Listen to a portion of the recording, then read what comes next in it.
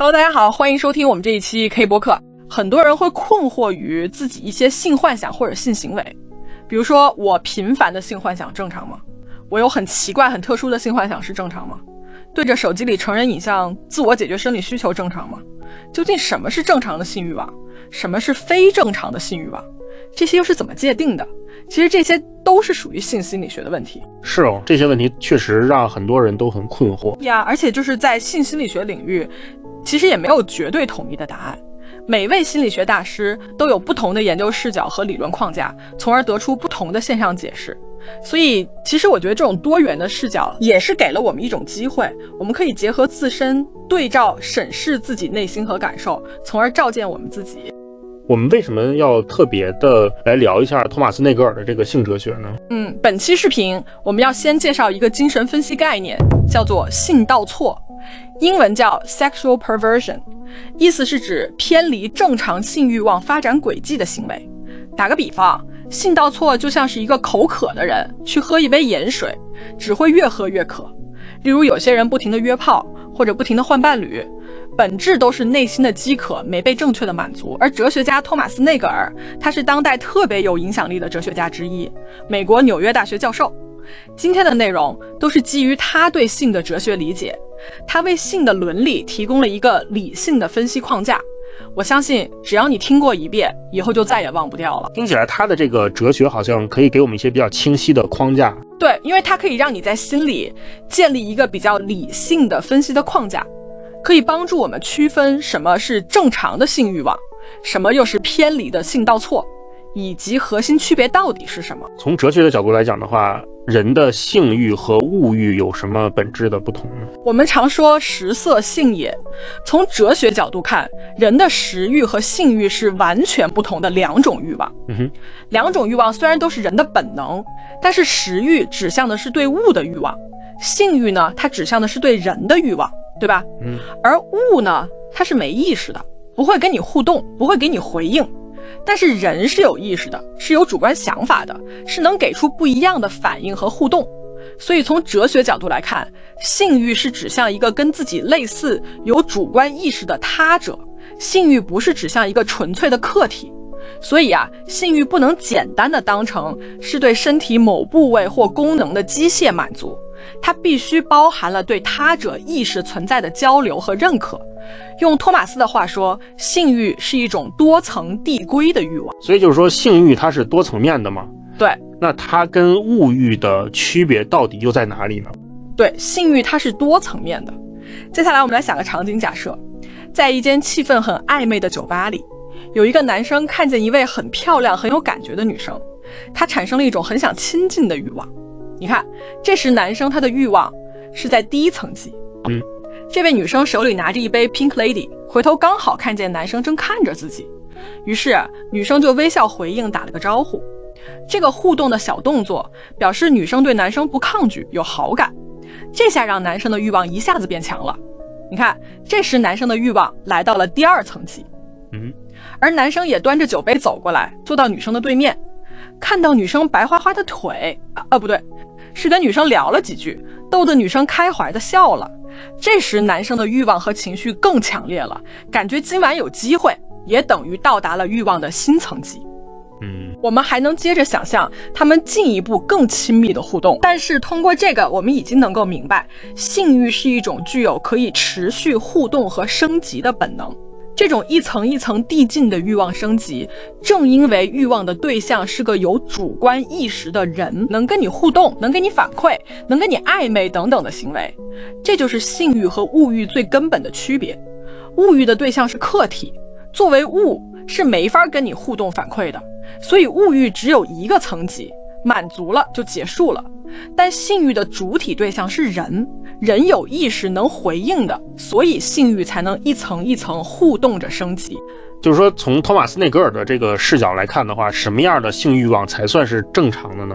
基于这个，托马斯内格尔就说出了他对正常性欲望的理解。他认为正常的性欲望是在尊重他者主观意识的基础上产生的欲望共鸣，意思就是不只是我在渴望你，这还包括各种层面的互动。比如我渴望你知道我在渴望你，我渴望你，同时也在渴望我。这种欲望里包含着猜想对方会怎么看自己，会怎么跟自己互动的心理预设。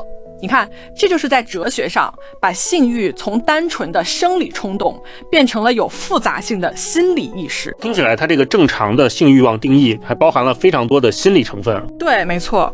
就比如说情侣在啪啪啪的亲密行为中，很多男生希望自己能表现得非常持久，并非男生不想生理高潮，而是男生希望自己的雄性本能能被伴侣认可。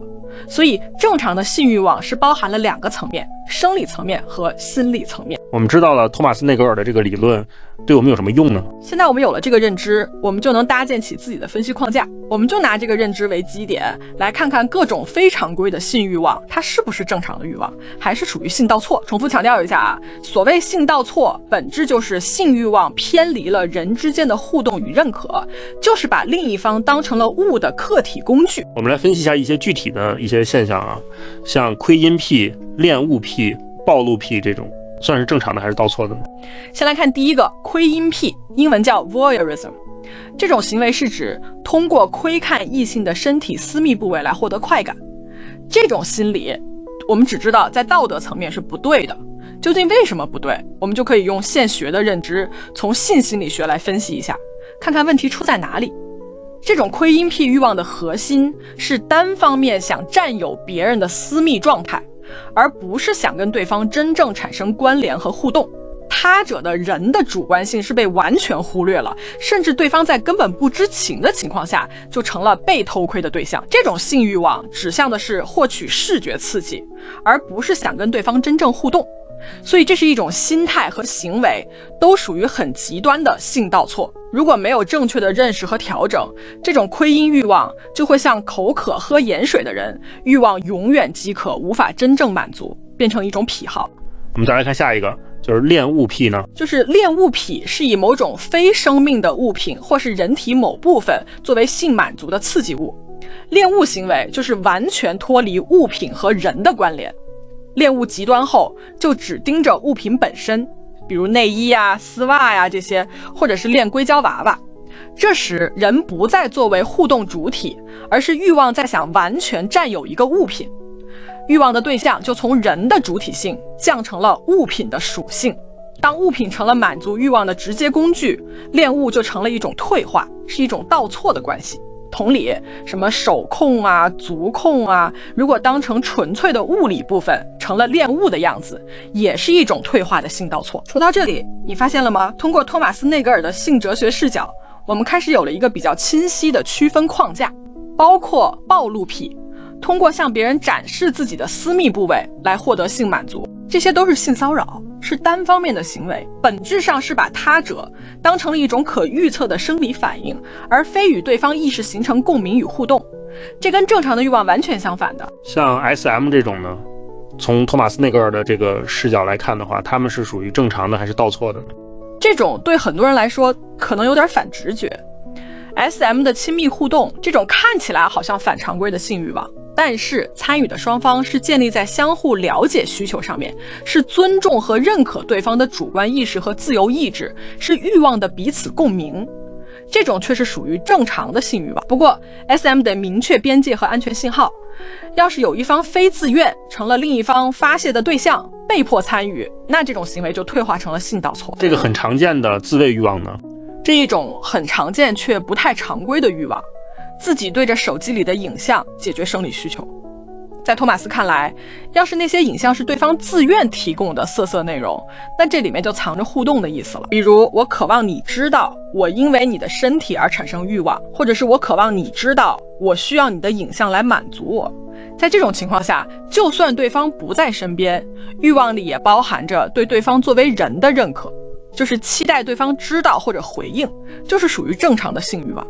但要是那些影像是匿名的，或者是 AI 虚构的，或者是在手机上随便搜来的，那欲望的对象就变成了剥离了人的主观意识，变成纯粹视觉符号。影像里的对方主观想法、真实身份、意愿什么的都被完全无视了，这就等于变成了单纯的视觉工具，本质上是放弃了互动共鸣，是回到了生理性冲动层面，是在解决动物性的生理需求。所以自慰欲望，我的建议是需要做适当的自我管控。所以关键还是在于这个欲望当中有没有对对方的意识的尊重。对，没错，包括比如说像约炮或者说一夜情这种事情，如果说你是把对方当成了一个可以满足你生理需求的一个物品，那这个时候你就是性倒错。但如果你是比如说你们之间有情感的交流，有对彼此的尊重，那这个时候就是在正常的性欲望。以上就是托马斯内格尔对性的看法。我们从托马斯内格尔的这个性哲学的视角来看的话，我们会得到哪些对于我们理解性现象有帮助的启示呢？托马斯内格尔他的贡献在于把性从生物学和社会规训的条条框框里解放出来，还原成人和人意识互动的复杂现象。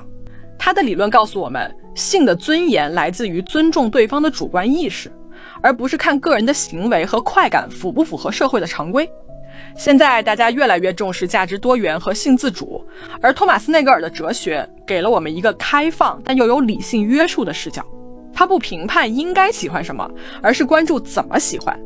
当我们在欲望里能看到对方的意识和想法，性就能成为连接两个人灵魂的桥。反过来，要是只看到对方的身体或者符号，性就彻底成了欲望的荒漠。最后，我希望我们每个人都能在亲密关系中保有对彼此意识的敬畏与看见，既不被僵化的规训束缚，也不沦为欲望的囚徒，能以清醒的觉知触碰对方的灵魂，让性成为两个独立意识相互映照的光。在这样的连结里，我们既能确认自我的存在，也能懂得他人的珍贵，让每一次靠近都成为对人性尊严的温柔成全。好的，行吧。今天我们跟大家聊了关于从托马斯内格尔的这个性哲学的视角来聊了聊关于性欲望当中的正常和倒错的区别。对，其实我们最后聊下来还是会发现，就是正常的性欲望它还是建立在彼此的意识的尊重和互动的基础上的。对，而任何的性倒错其实都是打破了这个东西，对，把对方降格为了一个物。 OK 了，以上就是这期播客的全部内容啦。欢迎大家关注我们的油管频道，感谢大家的收听，咱们下期再见，拜拜。拜拜。